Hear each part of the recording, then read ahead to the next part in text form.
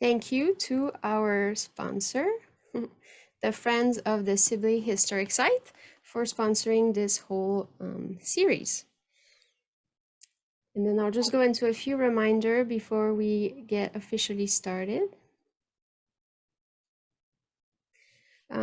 Everyone's microphone is muted, and for comments or questions, you can type them in the chat. The chat icon is at the bottom of your screen next to participants. And I'll take note of the question and I'll read them to Jane at the end. Tonight's presentation will last about an hour and it is recorded, so we'll send you a link afterwards if you want to watch it again or for those who couldn't join tonight. So let me introduce our presenter for the evening. Jane is Professor of History and Women's Studies at St. Catherine University. She teaches courses in U.S. history, women's history, the history of feminism, history of slavery, and the history of Euro-American colonization. Her most focused area of research has been in 19th century Minnesota history, specifically relationship between Dakota women and Anglo-American men and their families. Her most recent book, Daybreak Woman, An Anglo-Dakota Life, was published in November of 2020 by the Minnesota Historical Society Press. Thank you, Jane, for being with us tonight. Thank you. And good evening, everyone. Thanks for being here. So I'm going to talk about 4 questions tonight, or try to answer 4 questions this evening, and then open it up to answering your questions that you have at the end. So the 4 questions that I'm going to ask and try to answer for you are: who was Daybreak Woman? How and why did I come to write this biography? 3, what were the most significant challenges in writing, researching and writing this biography? And number 4, the 4th question, what problems, in particular regarding sources, were especially challenging and fascinating? And there are 3 of these that I'm going to talk about that I found particularly interesting and also illuminating with regard to the creation of history. So question number 1, who was Daybreak Woman? So this book is a biography, as the title indicates, of an Anglo-Dakota woman. And by Anglo, I mean she was of British descent, as opposed to, say, French descent, which would have been more typical in the 18th and early 19th century in the region. And I'll talk a little bit later about why it was that I came to focus on Anglo-Dakota people, and especially women. So she, Daybreak Woman, her English name was Jane Anderson Robertson. In Dakota, her name is Ampao Hiayewin, which translates as Daybreak Woman. And she was born in 1810 on the Minnesota River. She died actually not very far from where she was born, near the headwaters of the Minnesota River in Browns Valley, Minnesota, in 1904. So her life spanned almost the entire 19th century. And that, in fact, was one of the reasons I chose to write this biography, because she did have that long lifespan and across the 19th century, which is the period that I wanted to focus on. Her Daybreak Woman's mother was a Scots Dakota woman. She was Gray Cloud Woman, also known as Margaret Aird, which was her English name.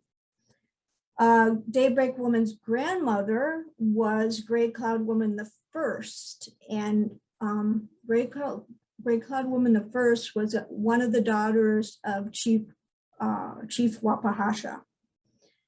Her father was an Anglo-Canadian trader named Anderson, Thomas Anderson. Her maternal grandfather was a Scots immigrant, James Aird. He's the one who married Gray Cloud Woman the First. When Daybreak Woman reached the age of 26, she herself married a Scots immigrant, a man by the name of Andrew Robertson. And together they had 8 children who lived until adulthood. And of those children, her 2 oldest sons married Dakota women. 3 of her other children married Anglo-Dakota spouses. They married into the Brown and Prescott families, if you have any familiarity with other Anglo-Dakota families in this region. Another of her children married a Scots immigrant, another married a Swedish immigrant, and another son married a Euro-American woman. All of Daybreak Woman's children, except for one son, lived for at least some time on the Sisseton-Wahpeton Reservation in eastern South Dakota, beginning in the 1870s through the last decades of the 19th century. Daybreak Woman herself lived in a number of different places. This is another reason that I chose her, because she was unusual in terms of the variety of geographical places she wound up living over the course of her life. She lived first in Prairie du Chien. Later, she went up into Canada and lived with her father at different places on Lake Huron, including Mackinac Island. When she returned to Minnesota after she was married, she lived on Gray Cloud Island. She lived at Kaposia. She lived at both the Yellow Medicine and Redwood agencies on the Minnesota River, which were the Upper and Lower Sioux reservations created in the 1850s. She lived in Faribault, Minnesota for a time after the 1862 US-Dakota War. And then she and most of her family, as I said, wound up living on the Sisseton-Wahpeton Reservation in eastern South Dakota, which, if you're not familiar with the geography, that reservation, also known as the Lake Traverse Reservation, is right across the border from Minnesota. In fact, Browns Valley, Minnesota is on the line and very near to the reservation. Daybreak Woman lived for the first about 5 years of her life or so with both her mother and father. They moved between Prairie du Chien and trading posts on the Mississippi and Minnesota rivers. What happens then is that after the War of 1812, which ends in 1815, her father, Thomas Anderson, who fought for the British against the Americans, left and went back to Canada because he refused to stay and be subject to the United States. He was a really proud Brit, and so he wouldn't stay. What's unusual about Daybreak Woman's story is that her father, Thomas Anderson, asked her mother, Gray Cloud Woman, to come with him. And that was very unusual. I've studied many relationships between Anglo men and Dakota women. And in most relationships, what happened was the man left or divorced his wife, in some cases died. But it was very unusual. And in fact, I don't really know of any cases where the husband left and took his family with him.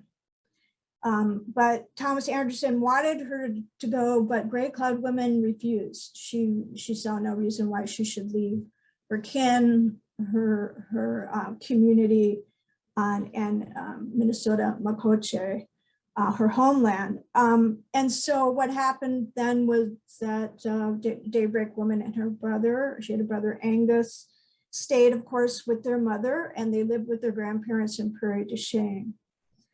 When Daybreak Woman was about 12 years old, her mother was contacted by her father, and he requested that she send the children up to him in Canada, to live with him in Canada, and he would educate them, get them an English education. Gray Cloud Woman consented to do that. And so she sent the children up to live with their father. And again, this is a way in which her life was very unusual compared to the other Anglo-Dakota children I've studied, in that she then goes to live with her father and lives with him until she's about 26 years old when she gets married. And so that was very unusual. So she had time with both her parents, and then she had a lot of time just with her mother and her Dakota kin. And then she's sent to Canada, where she lives with her Anglo father and his second family. He remarries and has a second family. So Daybreak Woman goes up to Canada. She is educated eventually in a mission school, although that takes some time before she actually attends a school. She seemed to be very happy with her father's wife and family, and very close to the family. She becomes a teacher in the Indian on an Indian reservation, where her father becomes a director for the Canadian Indian Bureau, basically.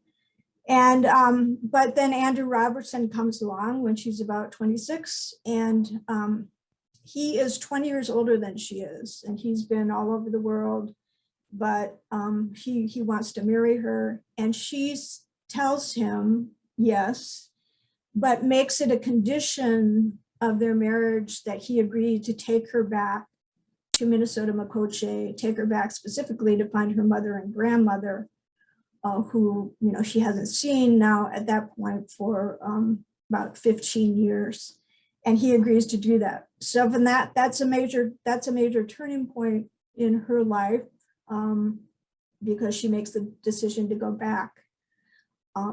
And so they do that, and from that point on, then they make a life together with her mother, with her grandmother, with her Dakota kin in Minnesota. And that, of course, is extremely consequential and important. And what I argue in the book is that she does that because she, obviously her Dakota identity is so robust, and despite the English education and living with her father's family, she makes a very conscious decision that she wants to go back and again be with her mother and grandmother and her Dakota kin.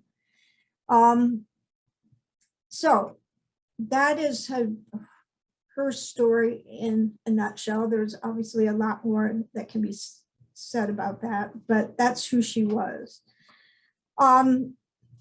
The second question I want to talk about is how and why I came to write this biography. In other words, why Daybreak Woman? Why not someone else? And what is the project of this book? So my project as a historian, generally speaking, not just with regard to my research, but also with regard to my teaching, is to research, write, and teach an inclusive American history.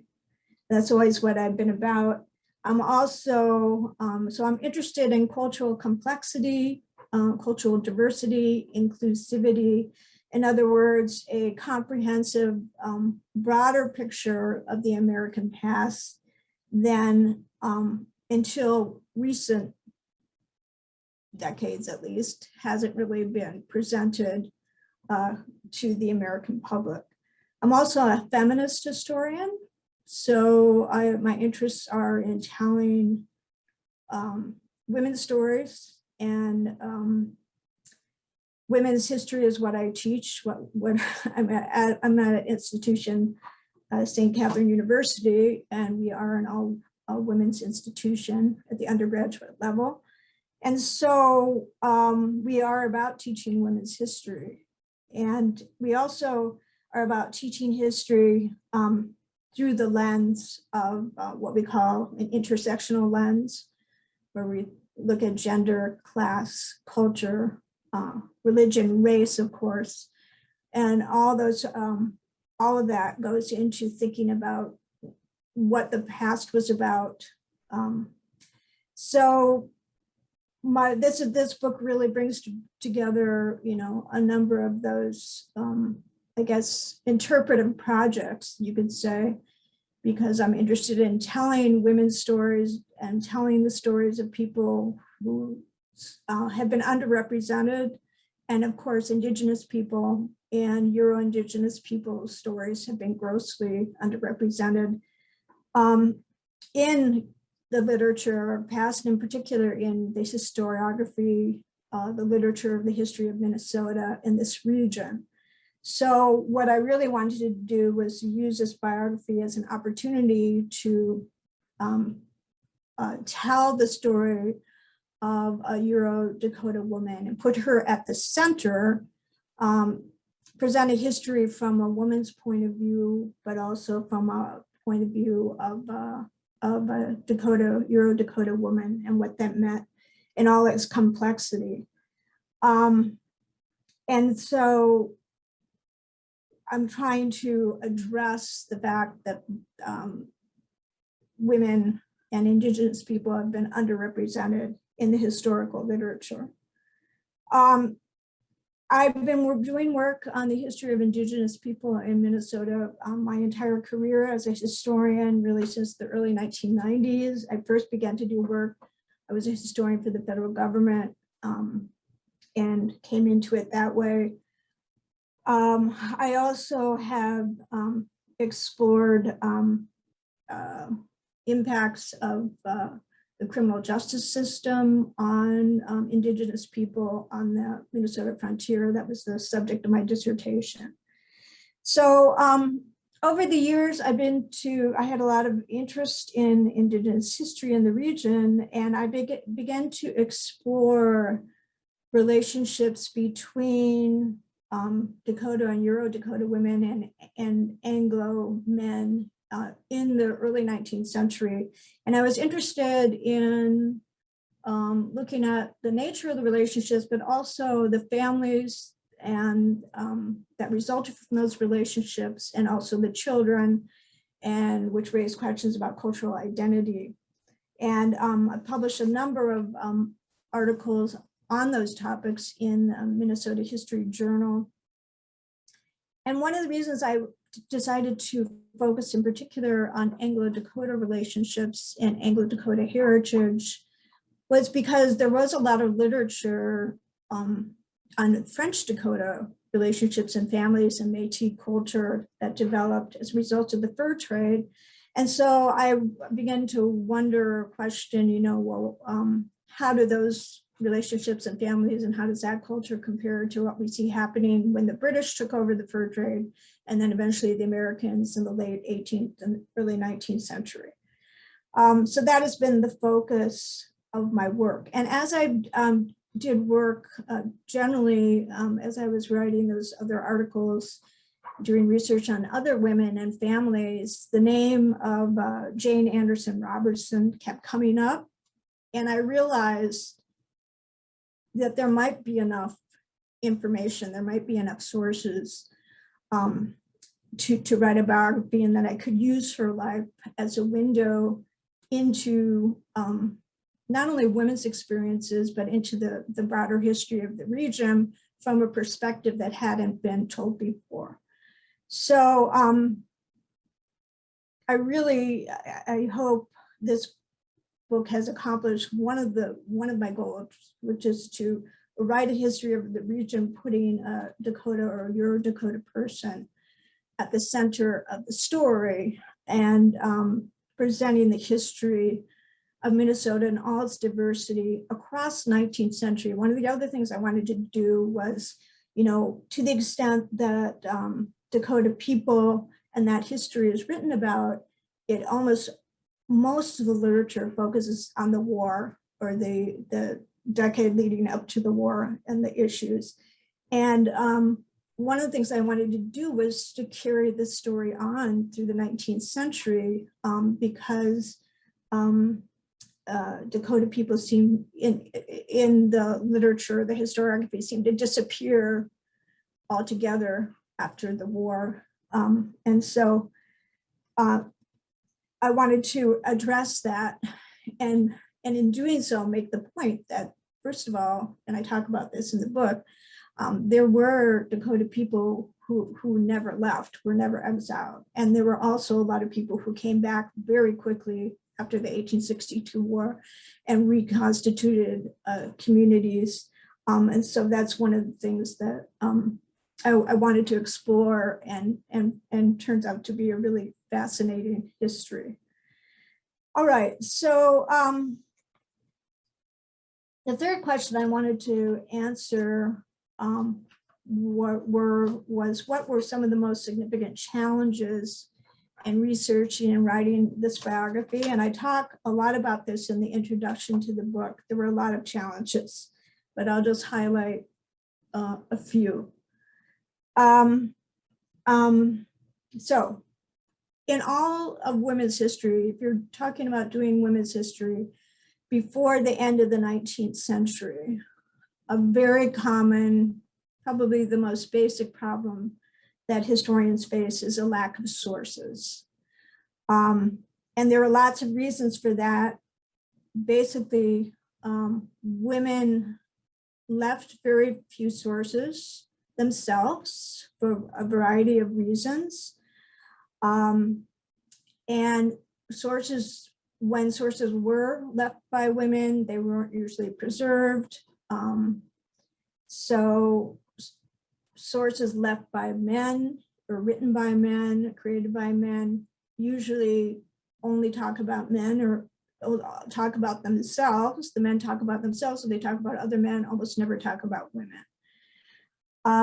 Even the women in their own family. In fact, I ran into this problem with this biography because Thomas Robertson, Daybreak Woman's oldest son, left a long and a very important memoir, which became an important anchor for this book. But it's frustrating how little he talks about other people, including his mother, and even the other people, his siblings.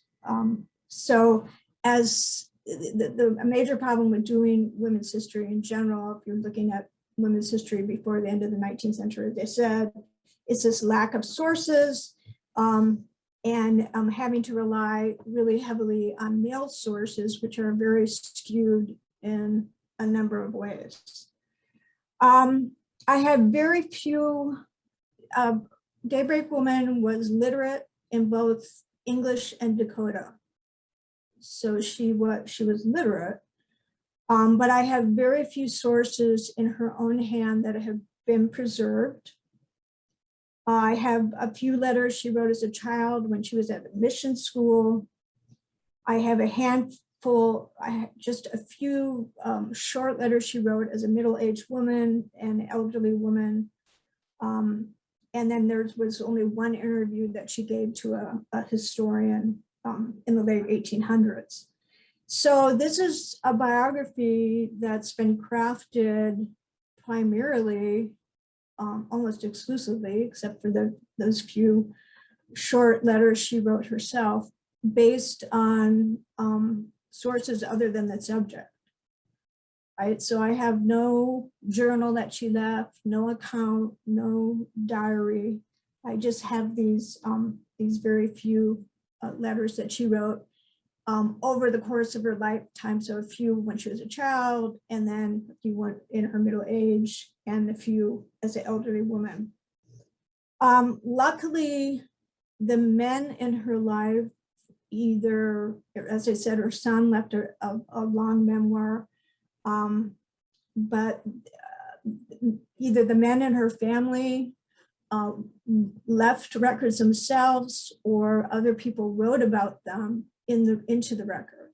So what this biography relies on basically are sources written either by the men in her family or about the men in her family, or related to the men in her family. And then, of course, every other record I could find, any official or unofficial documents. I also had to recreate the communities in which she lived based on other people who lived there, their accounts, etc.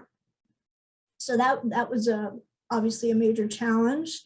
It was like putting together a puzzle in many ways when you don't have all the pieces and pieces are broken or missing and you're not even sure what the entire picture is supposed to look like. Another major challenge in writing this biography was to keep her, because of this problem with sources and the lack of sources from her own voice, was to keep her central to the story. So as I was writing the book, I had to be very conscious of keeping her at the center. And the way I thought about it was painting her back into the picture, because it seemed like she was always fading. She could easily fade away. And then there are all these other people there, and I had to remember to keep painting her back in, even though she didn't leave a record herself about what was actually going on. So it was a challenge of the imagination to do that and to be conscious about it, and to remember that even though I didn't know what she was thinking, what exactly she was experiencing, what I was putting together is what people around her were thinking, feeling, experiencing, and trying to create things, recreate her life that way. I was very lucky, even though I only had a few documents she wrote herself. As I said, what lucky about the few that I had was that they were spread across the timeline of her life and could act as anchors for me. So they came, the few that I do have came at really important times in her life when I otherwise wouldn't have had, I had no other source to tell me anything really specifically about what she was doing. And so that was important.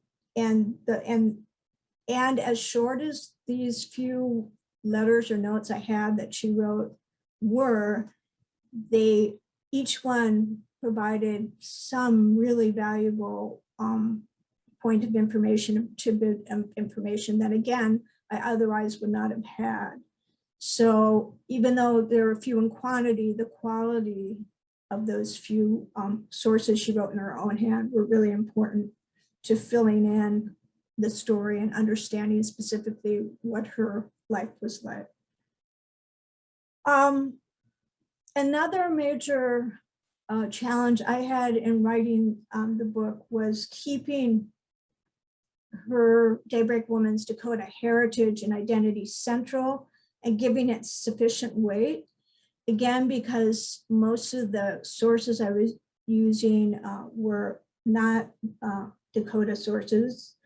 And my argument in the book is that her Dakota identity was very strong as an Anglo-Dakota woman, and it really drove her decisions in her life and really determined the course of her life when she had a choice, and she had the freedom to make those choices, and she made them. I decided as I was writing the book that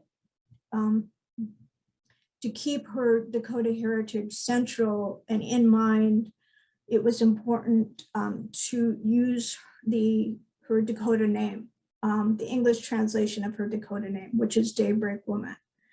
And I felt that was important to anchoring her as a Dakota woman. I found that when I first began writing the book and I was using her English name, Jane Anderson Robertson, that obscured her Dakota heritage. And it had the effect, in fact, of kind of erasing her Dakota heritage. And that was really counter to the purpose of the work.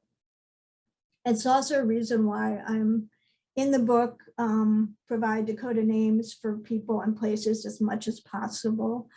And that brings me to another issue with regard to the book. Oh, I want to say not only Dakota names for people and places, but also I wanted to make a point about the close connection, in particular for Dakota people, between the land and place, particular places and culture. And in organizing the book, you'll see if you have the book or when you get it, that the way the book is organized according to the places that she lived. And every place she lived in her life, and this is tied so closely to, of course, or determined by her Dakota heritage, she always lived on a river or a lake because she was the daughter of the fur trade. And so you'll see that the chapters of the book are organized according to, what river or what lake, what body of water she was living on during that particular period of her life. My standpoint in writing this book is important to talk about because obviously this is a book about a Euro-Indigenous woman, and I'm not an Indigenous person. I'm a white woman living in the 21st century, writing about a 19th century Euro-Dakota woman. So I don't claim to be telling this story from the Dakota point of view. I talk about this quite a bit in the introduction, the fact that while I incorporated all the Dakota sources available to me, there is a rich history, tradition of Dakota oral history that is not, I don't have access to. And so I'm transparent in saying that this is a story of a Euro-Indigenous woman in the 19th century, written from the standpoint of a professional historian, a professional feminist historian who has a lot of experience and research in this particular area of history. And but I don't claim to be telling her story from the Dakota point of view. I don't claim that it is the story of Daybreak Woman, but it's one story. Again, from my standpoint, this is my contribution to what I think needs to happen in history, which is that all of us need to make the effort as historians, regardless of who we are, to make it more inclusive and to present a more comprehensive history. And so this is my contribution, given my skills and my experience and my knowledge to that effort. But I don't claim that it's definitive. It has its limitations, as any work of history does. I think what's important is that you have to be transparent about your standpoint and the limitations. But the effort and the contribution in the end are what counts. All right, so much more to be said about all of the challenges, and I do address it in more depth in the introduction to the book. There were, as I was doing the research and writing the book, I ran into some problems with sources that I found especially challenging and fascinating, and really led me to think a lot more about history and how history was created, and some of the fallacies related to history and problems and challenges for the historian. And there are three of these in particular that I wanted to share with you because I think you might find them interesting because I did anyway. So all three, I call these kind of three mysteries involved in writing this biography. And they all have to do with three of Daybreak Women's children. So the first mystery, as I call it, is the mystery of Daybreak Woman's oldest son, who was Thomas Robertson, the mystery of his first wife. Now, this is a mystery because I was very well into, pretty far along in the research for the book. And in fact, I think I had already started writing the book when I came across an interview that Thomas Robertson gave to a newspaper reporter in 1862 in the middle of the US Dakota War. And in that interview, he refers to having a wife, a Dakota wife. He doesn't give her name, but identifies her as his Dakota wife. And this shocked me because I had not seen any reference or suggestion anywhere in any source that he had a Dakota wife as of 1862. So that made me realize, start to think a little bit more too about this whole issue of how women absolutely disappear from history. And this is a good example of that. If Thomas Robertson had not given that interview and mentioned his wife in that interview, we would not know anything about her. Because in his long memoir that he wrote much later, I think in the 1910s, it was published, I think in 1918 or something, he says nothing about her. This is pretty typical, and again, I talk more about this in the introduction to the book, of how even the men in women's lives silence them or totally ignore them, and then the women disappear from history. So that's just one interesting tidbit that I found kind of shocking. Now, it was important that I found that interview because it made another piece of information I found about Thomas Robertson and the family make sense, because in the census that was taken at Fort Snelling after the war, where the prisoners were taken, the Dakota prisoners were taken, next to Thomas Robertson's name, there was a number 2, meaning it was Thomas Robertson and someone else. Well, it couldn't have been one of his brothers who were there with him, because they were listed separately, and wasn't anyone else in the family, they were elsewhere. So I always wondered, what does that number 2 mean? And now I know that it stood for his wife. His wife then disappears totally from the record at Fort Snelling because women's wives were not listed separately in terms of the accounts of the prison, the concentration camp in Fort Snelling. And presumably she was with the other prisoners, and Thomas went to Crow Creek. But again, records were not kept, so we don't know for sure. And so she disappears from any record. I know he goes back to Crow Creek once, but whether or not she died at Crow Creek, what happened to the relationship, we don't know. All right, so that was mystery number 1. Mystery number 2 has to do with Daybreak Woman's daughter. Her oldest daughter was Marion.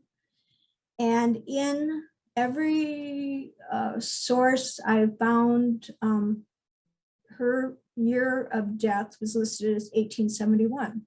1871, it was repeated and repeated. And so I accepted that she died in 1871.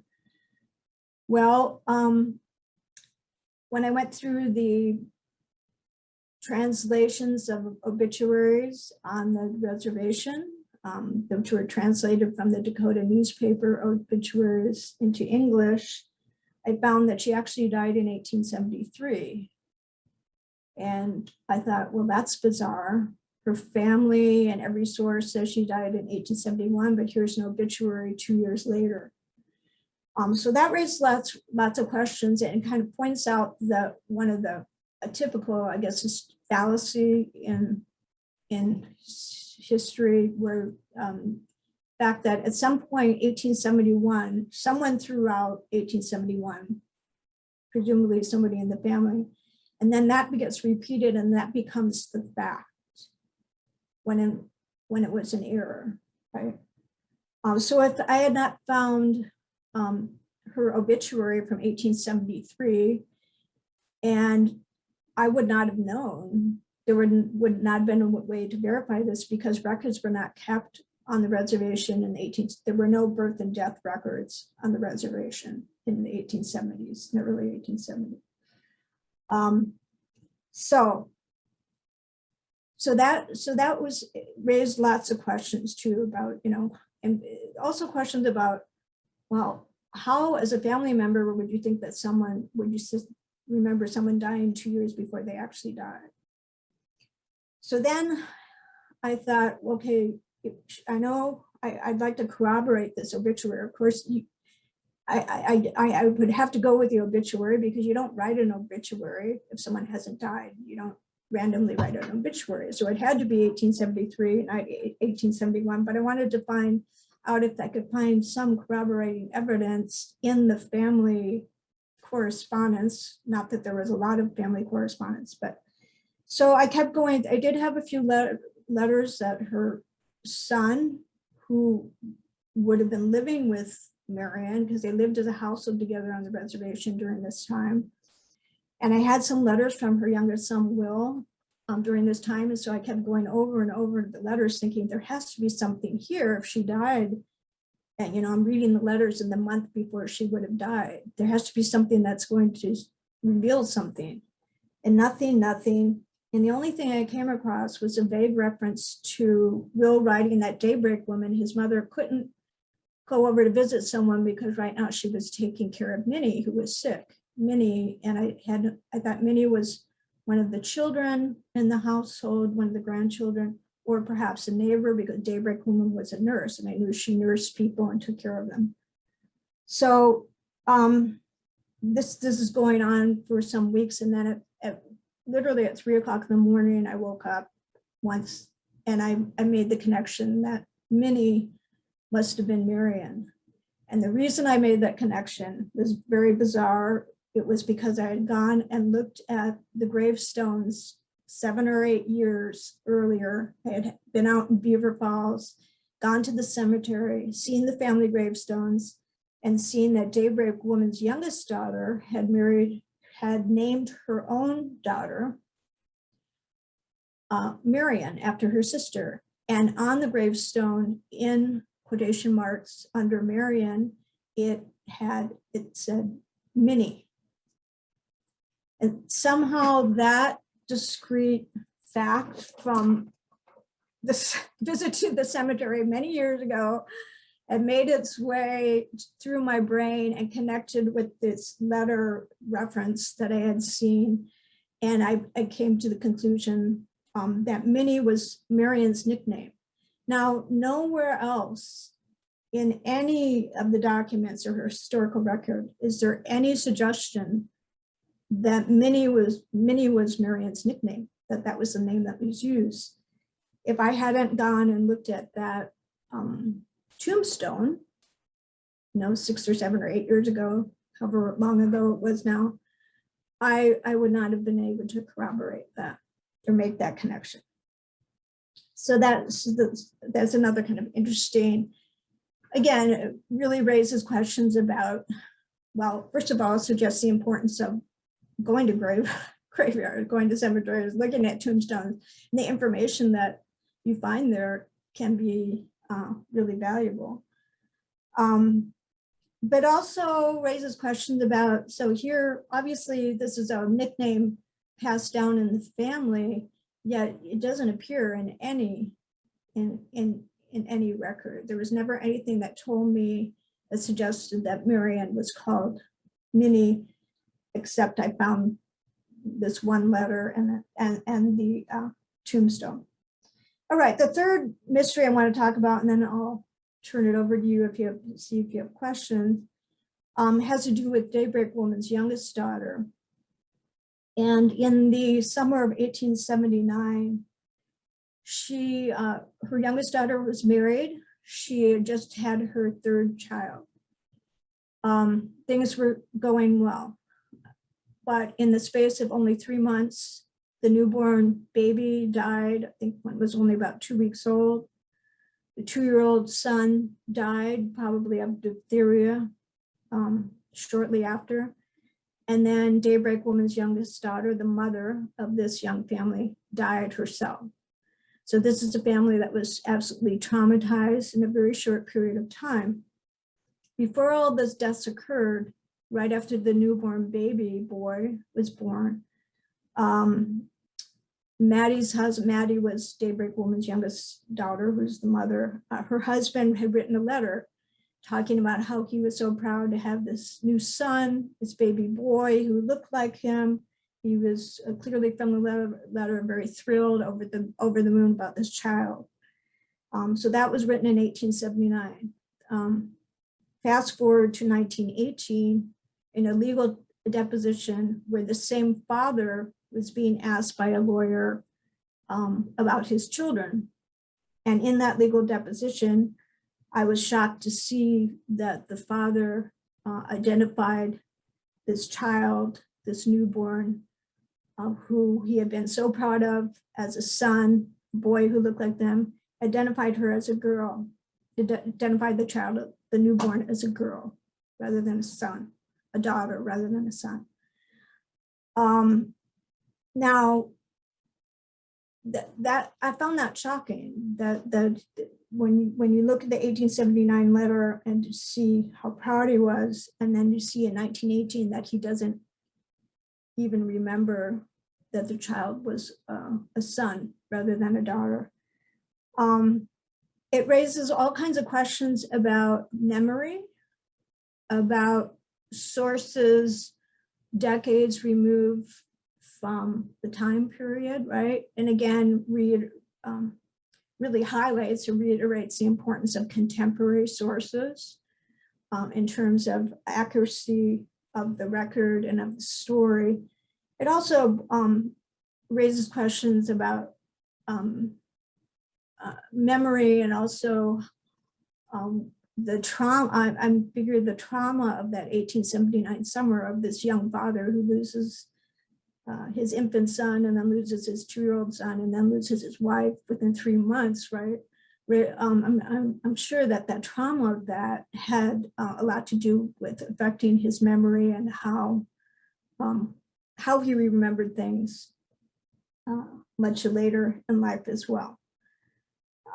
So anyway, those are just three examples of mysteries or problems with sources, contradictions in sources that I found particularly fascinating. And again, because it does raise all kinds of questions about how we create history, what sources we rely on, and how really kind of fragile our knowledge, historical knowledge, can be depending on the sources, and how we have to be really careful as historians to always be critical and questioning as much as we can be.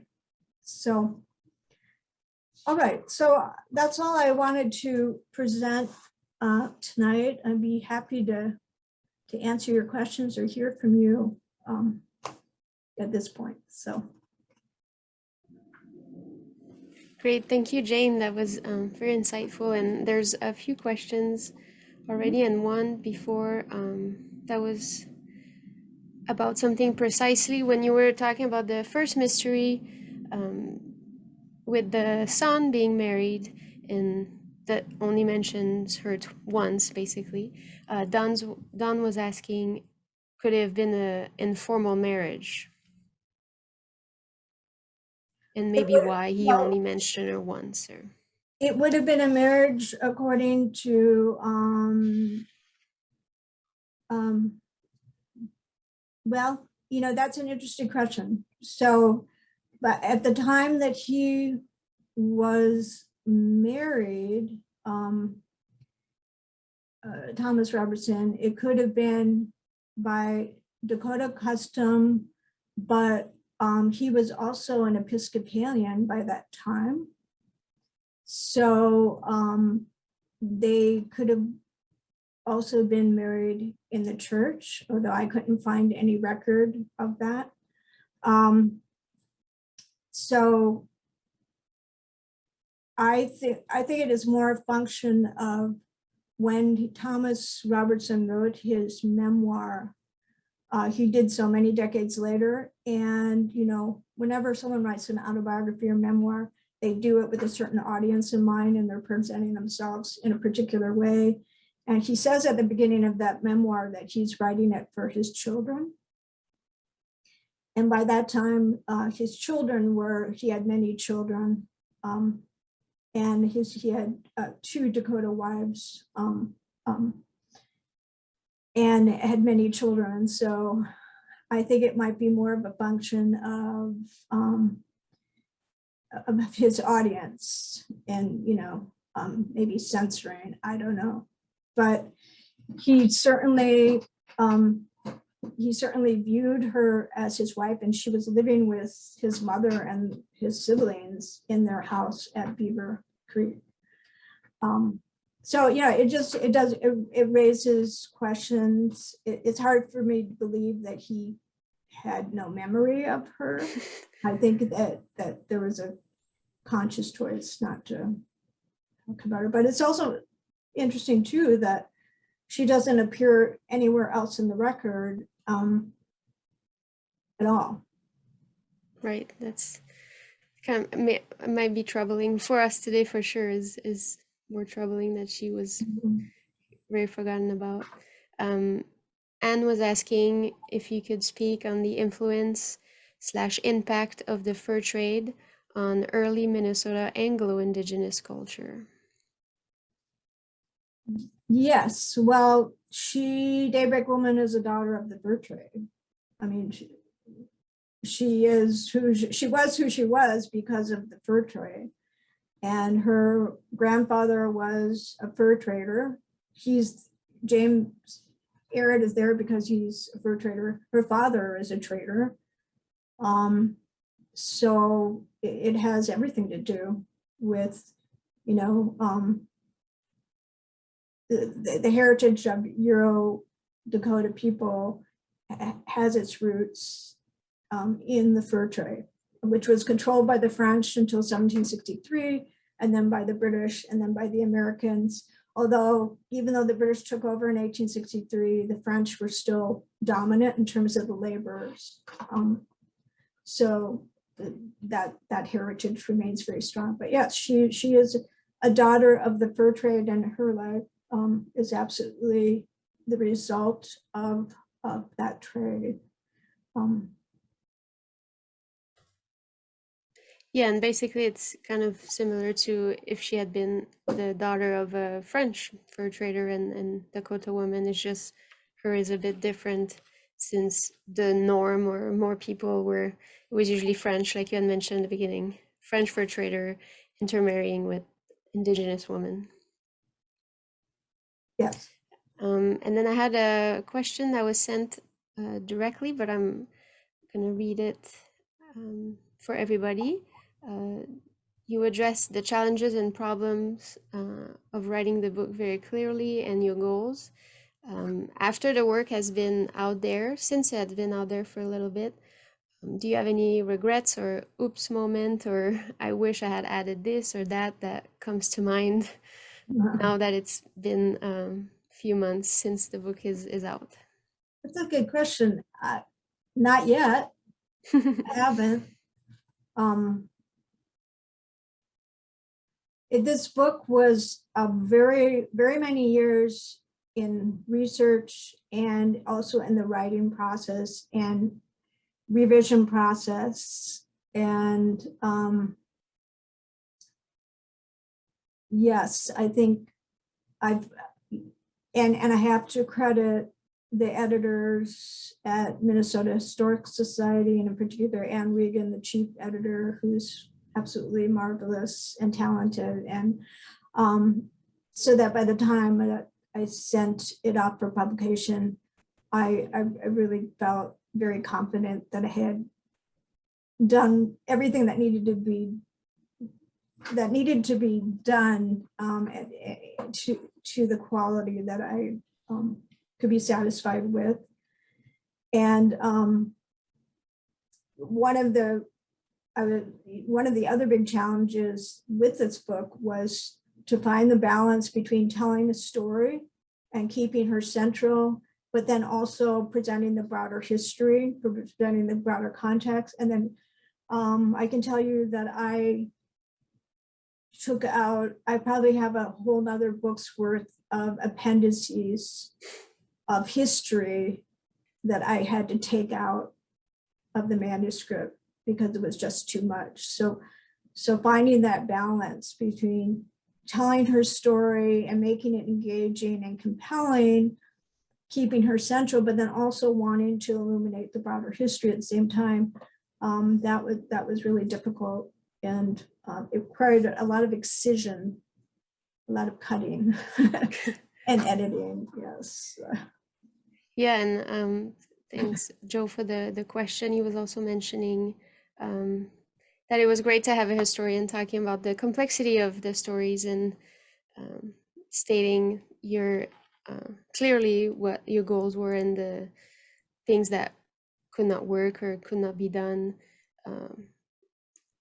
So I think people appreciate that. One thing kind of that I was curious about that goes kind of similar to what was just said was because you had mentioned that there's oral history that as a non-Indigenous person you didn't really have access to, but have you heard things from that you just decided not to put in the book, or it was just kind of a part of the culture that is just kind of was not put forward? No, what I meant was that I don't have, there's been a fair amount of oral history, especially related to the war, that's been put into print, put into the historical record. What I was referring to the fact is that there's oral history that has not been written down and that has not been made public outside the Dakota community that I don't, that I haven't had access to. One of my hopes about publishing this book is that people of Dakota heritage who might be willing or interested in sharing what they know and adding to the history in that way. But this book is based on the historical record that is available in print, including whatever Dakota sources are available in print. But I would be thrilled if I could begin a dialogue with descendants, especially because she has many, many descendants. And I have had communication with a number of descendants who have actually provided me with some valuable information. But yes, to the extent that this book might prompt more sharing, I think that would be wonderful. But yeah, it's a book that's based on the available written historical record. Yeah, that's great. Kind of similar to that, Jonathan is asking what has been the Dakota response to the book so far. I know you've collaborated with people from the Dakota community prior to publishing the book, but have you had more comments after? I've had some, yeah. But I'm hoping that now the book was published in November, and as more and more people get a chance to read it, that it will prompt more discussion. Because of COVID, I think that the COVID shutdown made it difficult, if not impossible, to actually make in-person connections. But I'm hoping that, especially with people in the Sisseton, Wahpeton, Oyate, that there at some point I would love to be able to make a personal connection with the community there, beyond what I've already made, and perhaps have a discussion at some point. Kind But of in progress. yeah.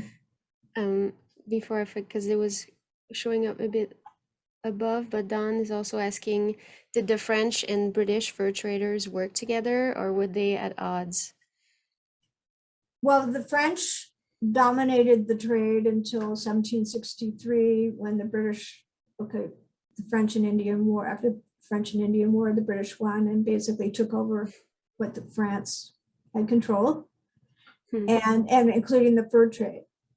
What happens is the people that the engages, the people who actually worked in the trade, the voyageurs, engages, were continued to be mainly French, although the British took over and more British started to come in and be traders themselves. A lot of the employees continued to be French. Did they get along? There were political tensions. They fought a war. Basically, the French and Indian War was a war between the British and the French for control of North America. So I don't, I'm sure that once the British took over and French were working for them, I'm sure there probably was tension. I don't know. I'm not in particular an expert on the fur trade. I haven't studied those kinds of, but yeah, I mean, just based on the politics, they didn't work together. They were in rivalry. The British and the French were in rivalry politically. And then later the British and Americans, of course, with the War of 18, were in rivalry and fought the War of 1812, and then the Americans took over. So. Yeah, that makes sense. And Dawn will commented that she will buy the book, so that's also always good to hear. I don't know. I want to make sure I don't forget anything. Joe is also asking, what was your favorite part of writing the book? Maybe something that you didn't know coming into it that surprised you.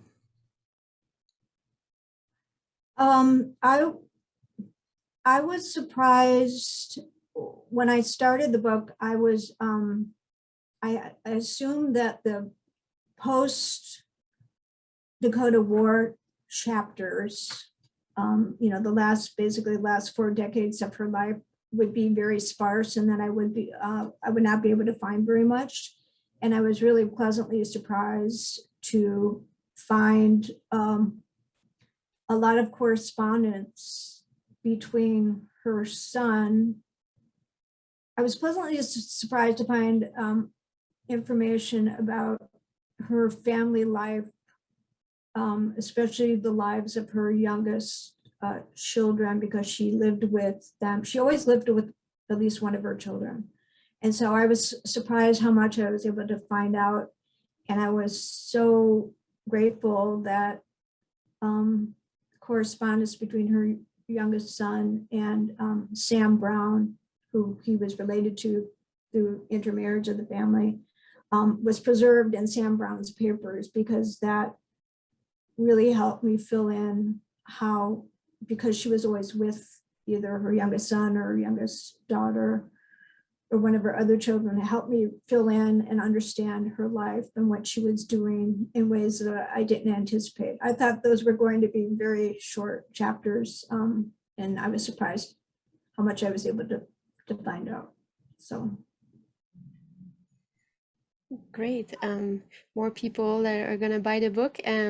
Kitty was asking, where's the book sold? I mean, the MNHS. It's on Amazon. It's On Amazon too. Minnesota Historic Society. You can also buy it online through MHS, but you can find it on Amazon as well. And I also saw it on Barnes and Nobles. So pretty much anywhere you can find, you can buy book. Christine is saying thank you, Jane. they already ordered the book and look forward to reading the Oh, work. Her good. husband is part Ojibwe, so there's a great interest in the historical connections between the Anglo and the native cultures. So that I thank you. And then, Oh, it's on the shelf at Barnes and Noble in Diana. Good. oh, great.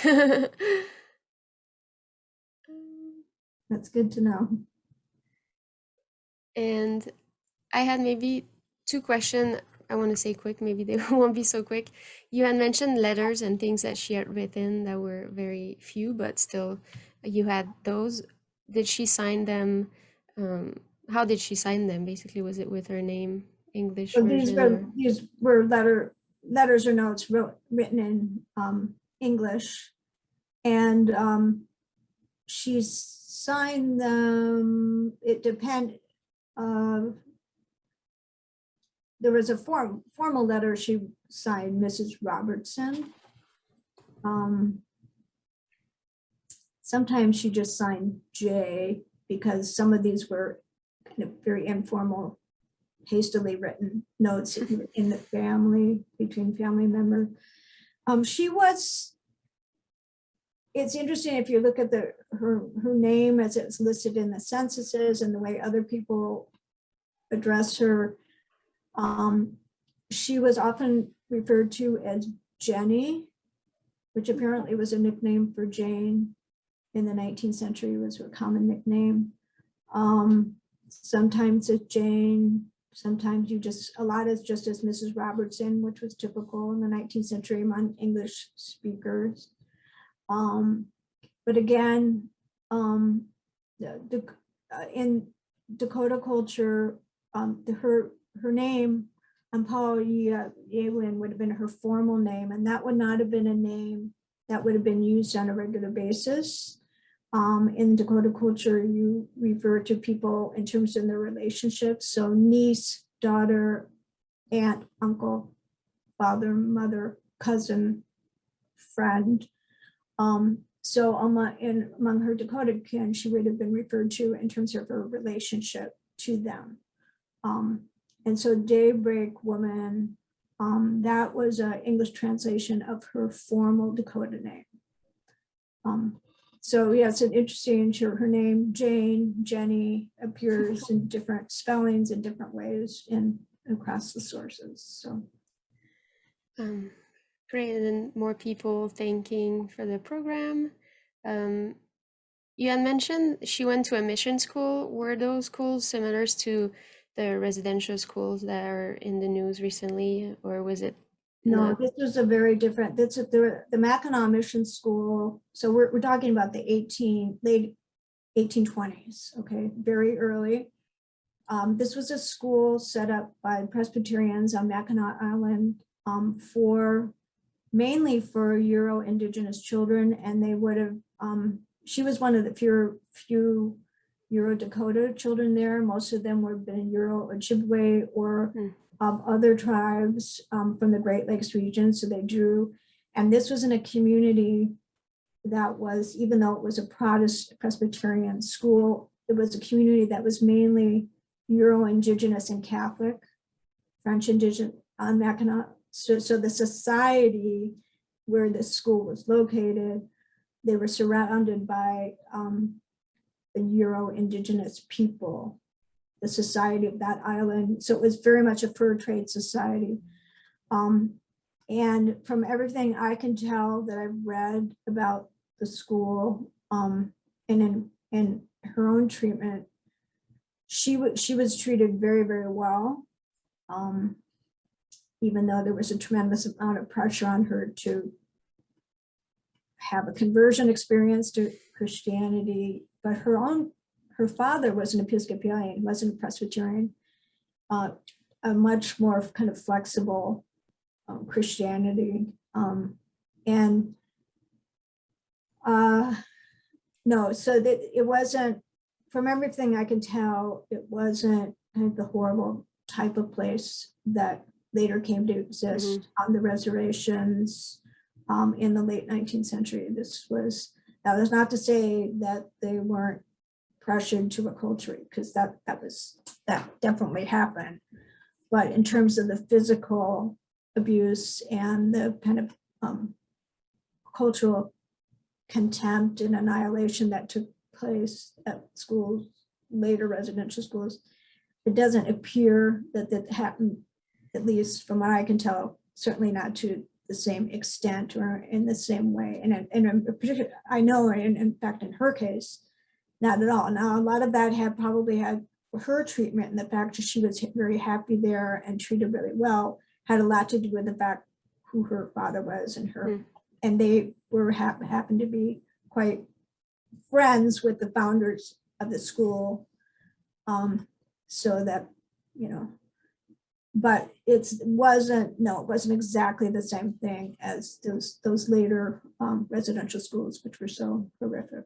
So I see. So, I mean, that's good news for her that her experience wasn't as traumatic as other. Joe, in direct message, maybe, and that will be the last question, if you could repeat the title of your PhD dissertation. Oh, my dissertation? Oh, criminal justice on the Minnesota frontier. And I think it was 1820 to 1858. So it's pre-statehood, before Minnesota became a state. Great. Now that is that my dissertation is, someone had asked a question earlier about whether there was anything I was worried about or regretted about the book. My dissertation, yes. I'm not sure that I'd want to go back and read it. Right. So I'll tell you right now, I was in graduate school. That's what I'll say. It was 1991. So I'm a much better writer now, I hope, than I was. I'm sure, yes. Got a lot of good information though, so of course. I don't want to deter people from reading the subject. Well, thank you so much, Jane, for the great presentation. Thank you, everyone who joined this evening. Once we get the recording up on our YouTube channel, we'll send everyone an email so you can watch it. And the email will also contain a link to a quick survey to help us make our presentations better. And that'll give you an opportunity to suggest topics for future presentations as well. Stay tuned for our next Mendota After Hours on August 13, where Craig Wilson, the Chief Curator at Mackinac State Historic Parks, will talk about faribaults and Sibley's times at Mackinac during the fur trade. And you can sign up for that on our website.